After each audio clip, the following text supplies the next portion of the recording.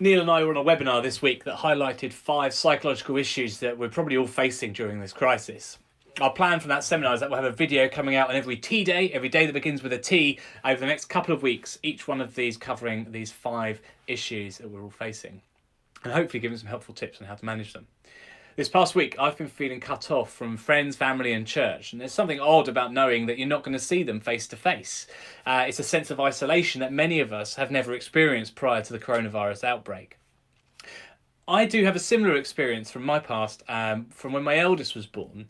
We were away from those who loved us, and the one we wanted to hold and have connection with was isolated in a Perspex box for his own safety.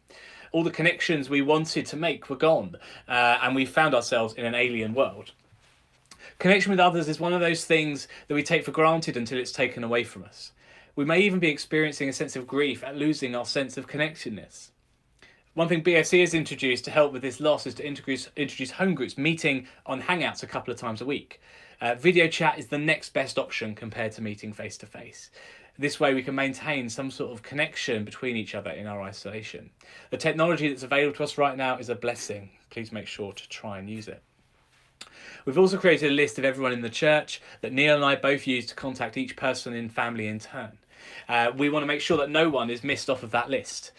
So each of you can know the security that you are on the list and that we will be getting in touch soon.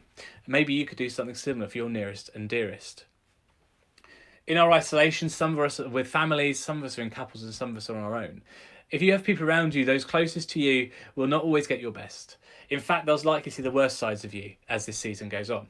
When we were in hospital, Karen and I made sure to make time for each other.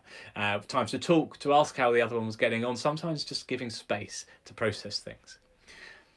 So 3 things for you to do. Make use of the technology available to you. Make a plan of who you want to keep in touch with, as well as when and how. Make sure to pray for them too. And make a plan for taking time for everyone in your household. These actions will help you encounter a glimmer of the connection that you long for. It may not be the fullness of what you want, but it's a morsel that satisfies until the day that you can see that person again face to face. As Christians, we're a people of the now and not yet. We long to see Jesus face to face, and we have the assurance that one day we will. At the moment, we long to see our friends face to face, and we hope that by staying safe and staying sane, that one day we will see them face to face again.